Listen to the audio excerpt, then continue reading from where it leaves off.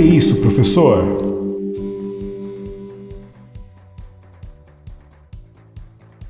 Olá, eu sou o professor William Souza e está começando mais um episódio do podcast Pra Que Isso, Professor?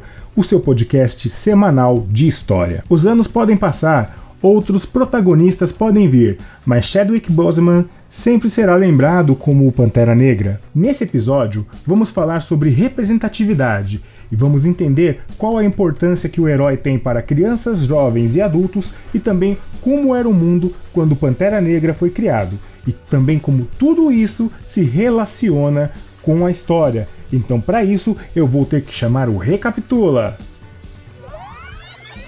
Os Estados Unidos sempre foram um país muito grande em território, então o desenvolvimento econômico era diferente no sul e no norte do país.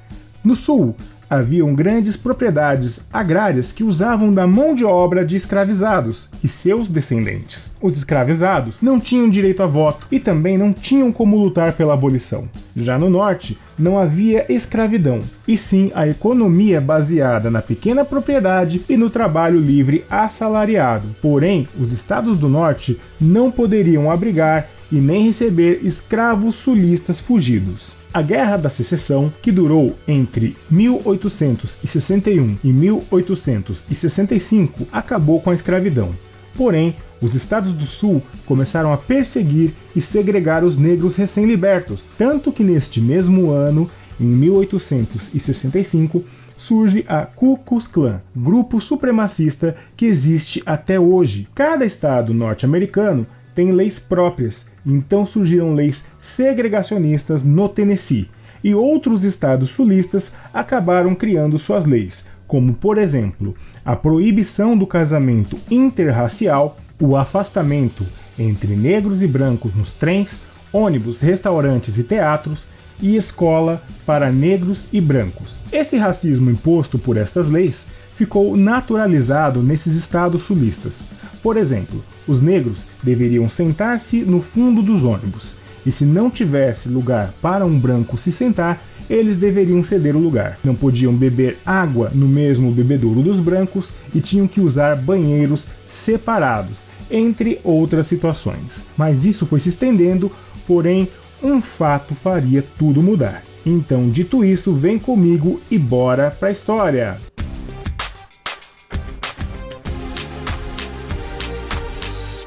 Mesmo com o triunfo de Jesse Owens nas Olimpíadas de Berlim em 1936 e da conquista do primeiro Oscar para uma atriz negra, Hattie McDaniel por E o Vento Levou, os Estados Unidos ainda estavam longe de ser um lugar seguro para os negros, com perseguições no Mississippi, apedrejamentos, queima de casas e igrejas, linchamento e todo o mal possível sendo espalhado. Houve protestos, mas a partir de um fato, a voz negra passou realmente a se fazer ser ouvida. Em 1955, Rosa Parks se recusou a ceder o assento a um homem branco numa viagem de ônibus.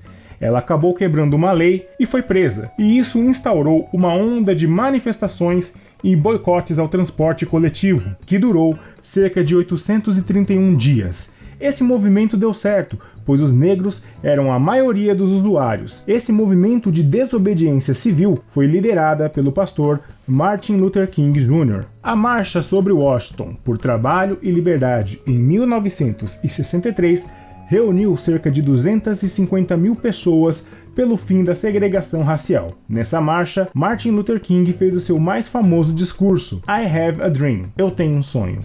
E com a morte do presidente Kennedy, o seu sucessor, Lyndon Johnson, conseguiu aprovar em Congresso a proibição da discriminação racial em escolas, empresas e outros estabelecimentos públicos e também o direito ao voto para os negros. Havia dois movimentos, um de desobediência civil e não violência liderados por Martin Luther King, que foi assassinado em 1965, e um outro movimento combativo, adepto da luta armada, liderado por Malcolm X, assassinado em 1968, chamado Panteras Negras. Lembrando que a personagem surgiu antes do surgimento desse grupo. Mas agora você deve estar se perguntando, onde que entra o herói Pantera Negra? Bom, em 1966, Stan Lee, escritor e roteirista, e Jack Kirby, desenhista, criaram a personagem com o título de O Sensacional Pantera Negra, na edição de número 52 do Quarteto Fantástico. Então percebam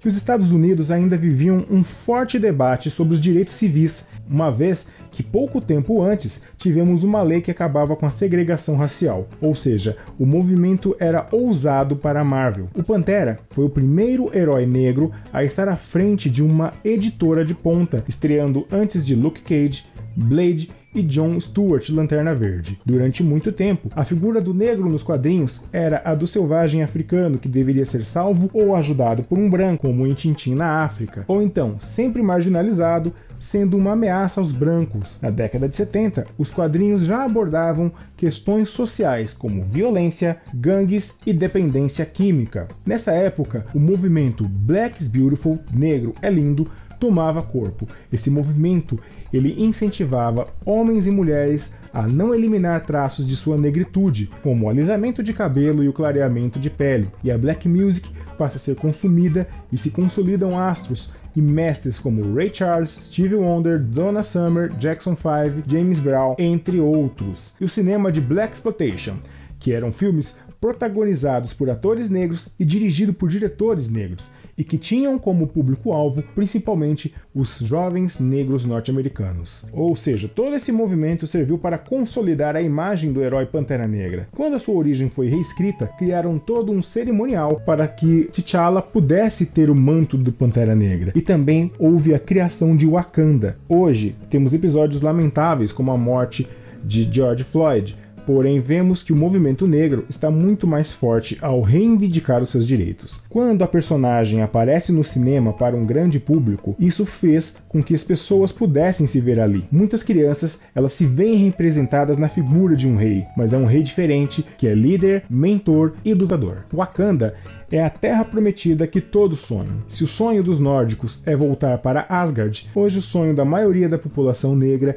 é viver em Wakanda. O filme nos mostra como os habitantes tratam os anciões, como o povo usa a tecnologia ao seu favor, e isso nos faz pensar que, se fosse real, como os países africanos seriam caso não fossem explorados pelos europeus. E também temos o empoderamento feminino, com a guarda real do rei T'Challa, e também a frase icônica do vilão Eric Killmonger, onde após a derrota para o Pantera Negra, ele diz o seguinte: "Jogue-me no oceano com os meus antepassados, que pularam dos navios, porque sabiam que a morte era melhor do que a escravidão", onde mais uma vez denuncia a crueldade dos navios negreiros e remete o encontro com os entes queridos, fazendo do mar um lugar espiritual de encontro entre vivos e mortos, e toda a carga de ancestralidade nessa frase. Portanto, a personagem, mesmo que fictícia, tem um peso grande na autoestima das pessoas, e como vimos, a criação dele mostrou que é possível que algo da ficção impacte no mundo real, nos fazendo pensar em vários aspectos. Ainda mais histórias em quadrinhos, que ainda hoje não é considerada uma arte maior, mas sim um passatempo de crianças, o que não é verdade.